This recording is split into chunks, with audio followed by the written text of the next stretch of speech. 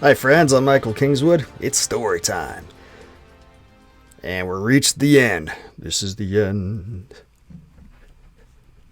Last two chapters of the Pericles Conspiracy here this week. Been a long time getting here. It took me a long time to write it. Feels like it took me even longer to read all this stuff for you guys. Not really true on either respect, actually. We'll just get straight into it. I'll talk to you after the chapters. I hope you enjoy it. Chapter 62. Reunion. My God, Grant breathed, his voice hushed. Odd. He was looking out the port side observation window on the bridge at the alien ship in formation with them, his mouth agape. And who could blame him?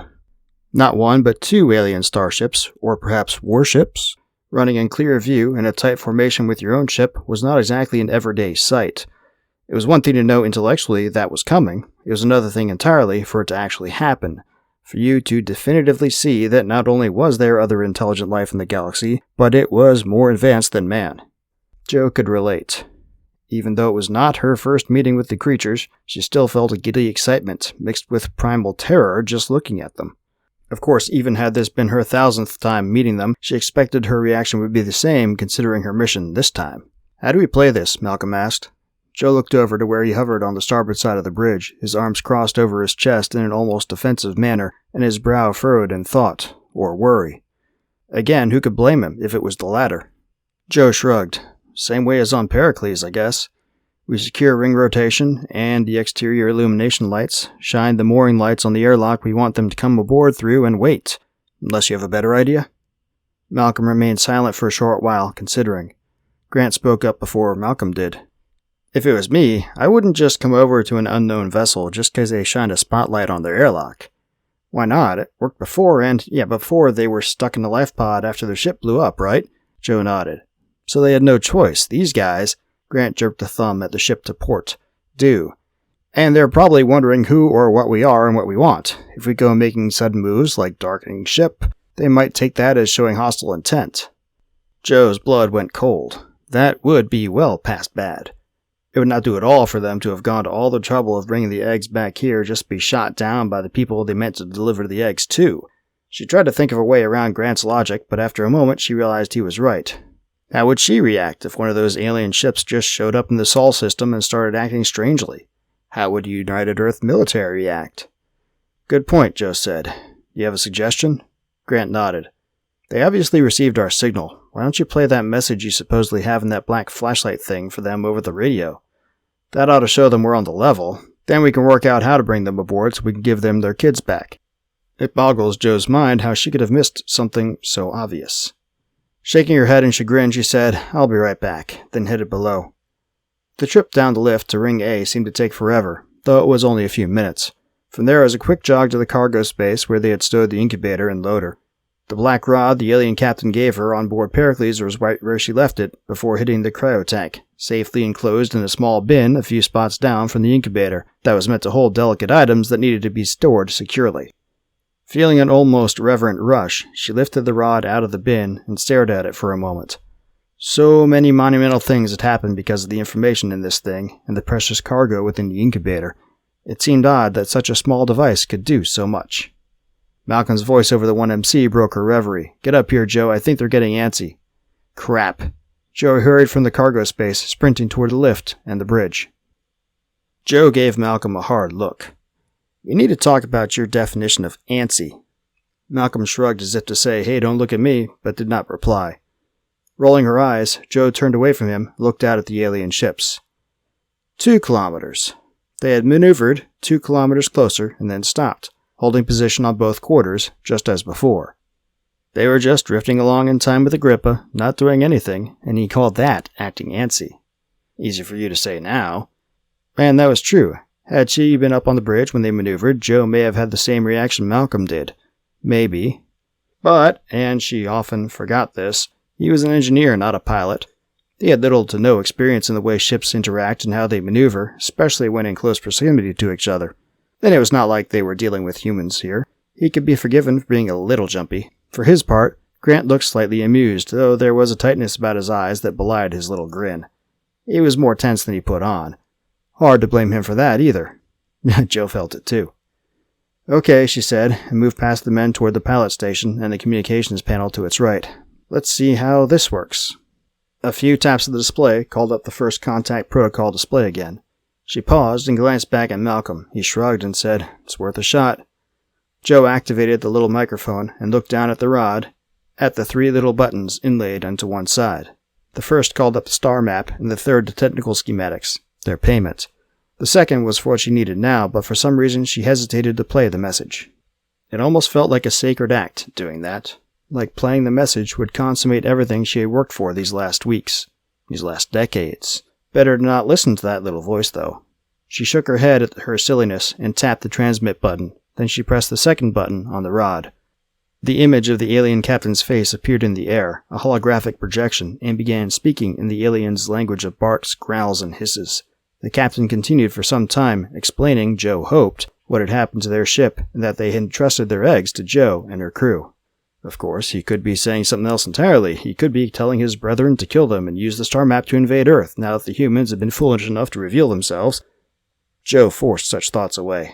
She would not give in to paranoia, and anyway, it was far too late to do anything to avert that invasion, if such really was the alien's intention. Which it wasn't. Lord, let it be so. One airlock looks much the same as any other, but this one held particular importance to Joe. It was here, or at least the equivalent airlock on Pericles, and they were identical, where she greeted the alien captain and his crew as they stepped aboard her ship.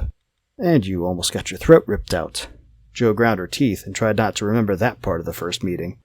She drew a deep breath and looked at Malcolm. He floated weightlessly at the airlock control panel, at the ready. Just as Grant proposed, after playing the message over the radio circuits, he and Malcolm had moved the incubator into position at this airlock. Then Joe secured the ring rotation, and all external illumination except for the running lights and anti-collision strobes, and turned the mooring spotlights onto the airlock outer door. Then she transferred ring rotation and external sensor control to the airlock workstation and hurried to join Malcolm and Grant here. The aliens had been stoic in their response to the message. In fact, they had done nothing. At least nothing that Joe could see before she left the bridge.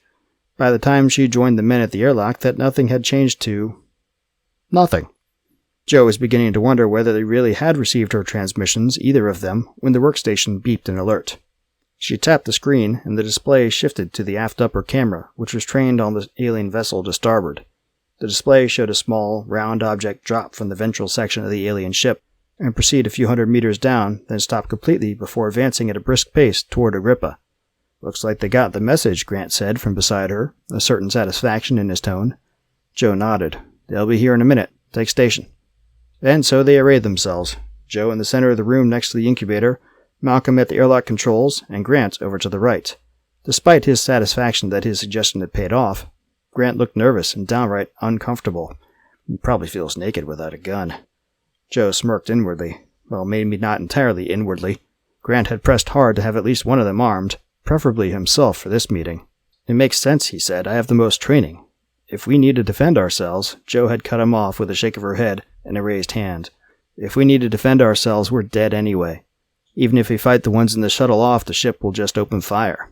I'm not going to risk this meeting going wrong, not this time." Grant hated it, but he was forced to concede her logic, and acquiesced. Now, looking at him, so obviously ill at ease, Joe knew she was right not to let him grab a gun. He just might shoot before thinking.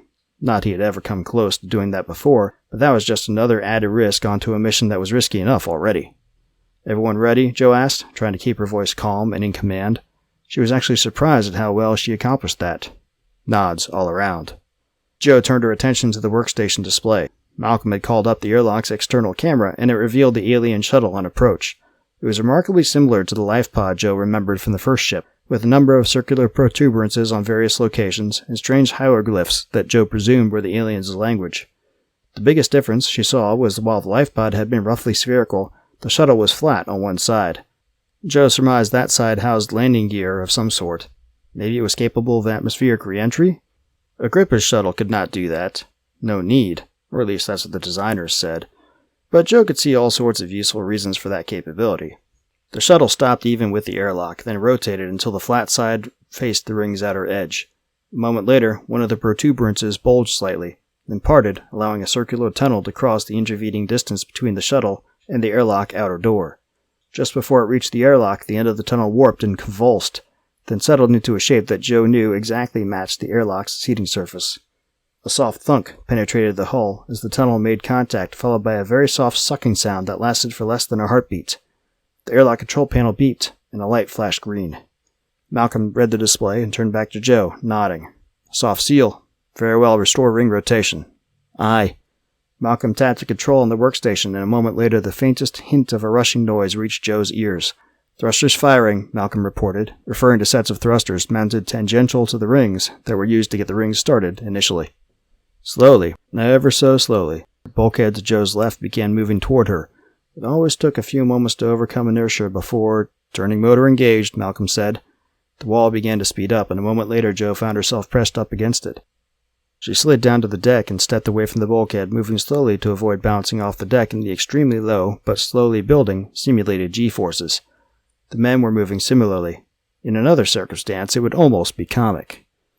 On the camera display, the alien's tunnel flexed and shifted slightly, but the airlock seal held, and soon enough the shuttle was revolving in time with the ring as it slowly built up to its Earth-normal turning rate. Malcolm did not wait for an order. He tapped the airlock controls, and a red light over the inner door began flashing as the outer door slid open. Nothing happened for several minutes. Then, just as on Pericles, a doorway opened at the far end of the tunnel. For a second or two, the only thing visible from within the shuttle was a soft, white-orange light. But then a pair of figures eclipsed the light and walked out into the tunnel, the doorway shut behind them. The aliens were just as Joe recalled, short, stooped, wearing gray jumpsuits and breathing masks over their elongated snouts. Their yellow-green, scaly skin seemed to glisten in the tunnel's lighting as they approached, and as before, they were armed. Or at least Joe assumed the staff-like handles that stuck up over their shoulders were the grips to weapons of some sort. She shifted on her feet uncomfortably, recalling the feel of the alien captain's powerful fingers clenching her throat and how those wicked-looking claws had extended from the fingertips of the captain's free hand. They hardly needed any weapons at all if the aliens meant to do them harm. Malcolm shifted the display to the airlock's inner security camera as the aliens stepped over the threshold. Their movements became slightly awkward as they crossed from their tunnel into the airlock. Joe recalled that happening on Pericles as well, probably a result of them leaving their artificial gravity field and entering Agrippa's.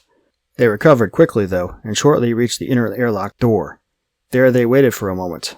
Then the one on Joe's right, it was slightly larger than its fellow, and Joe presumed it was the leader, pulled the staff-looking thing out of its shoulder harness and wrapped the end of it against the airlock inner door. "Knock, knock," Grant quipped.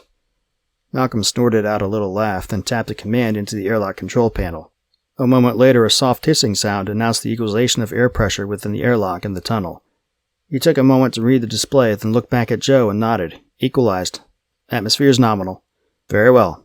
Joe got back into position and smoothed out her clothes. Not that coveralls really need smoothing, but it just seemed the thing to do. Then she looked her little crew over. They had done well, damn well. Now came the payoff. She nodded at Malcolm. Well, she said, here we go. Malcolm tapped the control panel, and the inner door slid open. Chapter 63. From Out of the Blue. Elena Dmitrikov yawned and leaned back in her chair, rubbing at her eyes to ward off sleep. It had been a long shift, and there were still 4 hours left to go.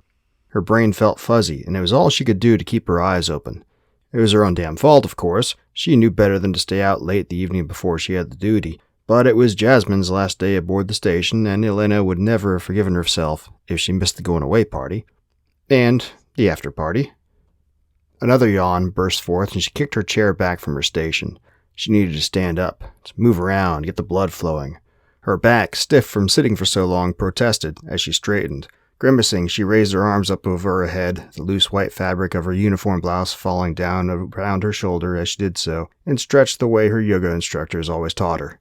She went all the way up onto her tiptoes, her soft pseudo-leather shoes flexing easily as though part of her skin, and she felt a slight pop from somewhere in the middle of her back. All at once, the discomfort went away, and she was left with only a blissful feeling of relaxation. Exhaling slowly, she lowered her arms and sank back down onto the flats of her feet. Much better. A sudden sensation, very like someone poking at her with a blunt piece of soft plastic, brought her attention back to her station. Unless one was logged in, the station did not look like much, just an empty space at the end of a small, oblong room with gray-blue walls and a faux wood paneled floor and ceiling. But to her eyes, the space was alive with data. The readouts from every craft in this sector of the solar system, the status of every communications relay, every outpost were instantly available to her, if she but reached out for them. She sat back down and slid forward, and found herself surrounded by space in all its immensity. Even just her little portion was awe-inspiring. As always, it took a moment to reacclimate, to force down the mixture of vertigo and exhilarated joy she felt as she floated in the void, observing all that occurred. Of course, it was just a simulation, but what did it matter? It was still enough to take one's breath away. The moment passed as it always did, and the tugging at her consciousness drew her attention to the far edge of her assigned sector, on the southeast by east edge of the Oort cloud. Two objects that were not present before she went through her wake-up routine caught her eye immediately, as much because they were outlined in gleaming silver, a construct of the sim that was designed to draw attention to new contacts, as because they were so much different from anything else that was flying. The first was a long, cylinder-shaped craft with several great spheres surrounding its after half and what looked like two rings, about a third of the way from its bow. The second was larger, off-white, and crescent-shaped. Elena frowned. Where had they come from? A thought reversed the sim of the two vessels. They could only be vessels, until they suddenly vanished. She blinked, and the sim began playing forward again. There was a momentary flash of light, and then something happened. It was like space itself bent and twisted.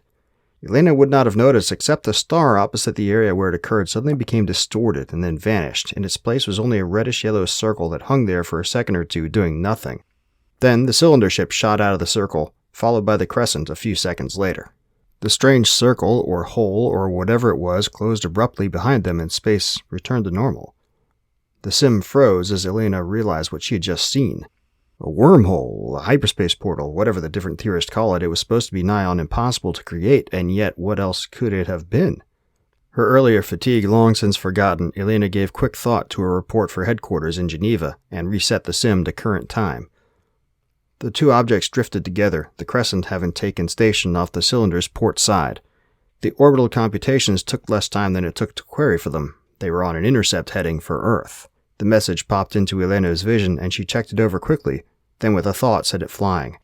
They were several light hours away. Conceivably, there would be plenty of time for her follow-up before the two craft could pose a serious threat, but given what she had just seen, there was nothing to be gained from delaying her report for further analysis. Which did not mean she was not going to investigate further. The sim zoomed in on the pair of ships, and Elena's breath caught in her throat. At the higher magnification, she recognized both instantly. The cylinder ship was an old Achilles-class starliner. What the hell was one of those doing flying around? The last of them were decommissioned over 200 years ago, when the Higgs-Carpenter drive rendered their plasma impulse engines and centripetal rings obsolete. But the other... For her entire NSA career, Elena had seen images of that other ship. Grainy images by modern standards, shot through old-style telescopic cameras centuries ago. Images of an alien craft that housed beings with the ability to invade a person's mind, to turn otherwise good and loyal men and women against their own race. A craft that she and her comrades must constantly guard against. A craft that now appeared in her sim display. Elena swallowed hard against the surge of fear that swept over her. She had to stay under control, record as much as possible. Any piece of data, no matter how seemingly insignificant, could make the difference between survival and destruction at these beings' hands, but she had never thought to really see such a craft. For a full minute, she just watched the two craft drift in formation, every second bringing them closer to Earth. She could not think of what to do. The boogeyman from her earliest training was here, and she didn't know what to do. Finally, she pulled her attention back and looked to the nearest defense outpost, the Charon battery. The two craft were almost within range. Maybe the battery could intervene. That small action got the rest of her mental gears turning. She thought out a follow-up message for Earth, including her intentions to intercept with Charon and send it, chopping Charon in the transmission. Then she settled back to wait for a response. Local time appeared over the two craft and the battery on Charon when she thought of it, along with the craft's time to their closest point of approach at Charon. Elena frowned. They would reach CPA in about 3 hours. There was no way she would receive a reply from Earth in that time, so it was up to her. Elena reached out with her thoughts toward the Charon battery, and a heartbeat later she was part of the systems on the icy moon. The systems came online at her mind's touch. The weapons began powering up from their long slumber. Death incarnated into plasma, fusion pulse torpedoes, and less exotic missiles and mass cannons came to train on the patch of space where the approaching craft would soon pass. and then she waited. Gradually, imperceptibly except for her Simon-heighted awareness, the craft drew closer. She brought up the countdown timer. CPA in 1 hour. Elena licked her lips in anticipation. Then something else tugged on her consciousness, something new and unexpected. Unexpected because she had not sensed this particular tug in years since her training back on Titan. She frowned and cast a thought toward the new stimulus. The communications window flashed open, familiar and set up just as it always was. Her frown deepened. What was it? And then she saw it. At the bottom of the display, an old group of frequencies and modulation patterns that went out of use more than a century ago. She had always wondered why the NSA bothered to include them in its monitoring algorithms anymore, and why she had trained for them. Looking at the ancient starliner apparently back from the scrapyard, she suddenly realized exactly why. The people in charge were expecting an encounter like this. That spike of fear flooded through her again. Elena tried to push it away, to no avail. She pulled away from Charon. It was set to go and would take care of itself, only needing her input for the final engagement sequence, and shot through the void toward the pair of ships. This time she zoomed in as far as she could until the starliner appeared nearly life-size in front of her. There, on the port bow, markings, hard to read in the dim light of the distant sun, despite the ship's whole illumination lights, but she managed to see the vessel's name, Agrippa. Elena recoiled, physically and mentally, and almost pushed herself out of the interface station again. Agrippa. It could not be. But then the other vessel from her training was there, large as life. Why not the traitorous Agrippa as well? What else were you expecting? What else could you expect? The thoughts were true, but knowing what ship was, and seeing it for true, were two different things. If this was Agrippa, was it possible her captain drove her still, like some ghost ship out of ancient legend? It was nonsense, of course. Ghosts did not exist, and people did not live nearly long enough for her captain to still be aboard. But if not, who was flying the famous, cursed ship?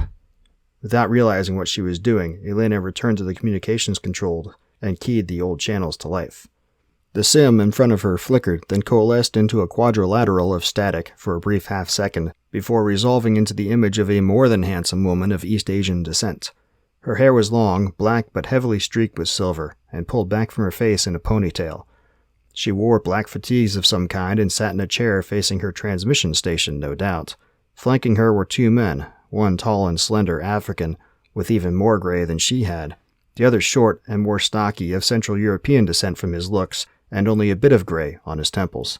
Elena's heart skipped a beat. She knew those faces. The traitors. On instinct, she moved her thoughts to the Charon battery, but the craft were too far out of range to do any good. The Asian woman smiled ever so slightly before speaking. Earth Control, this is Josephine Ishikawa aboard Starliner Agrippa, over.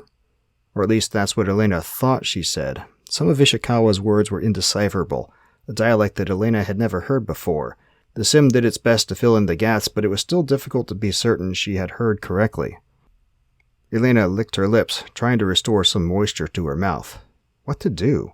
Before she realized what she was doing, she heard herself say, "This is Sol approach, Haley sector."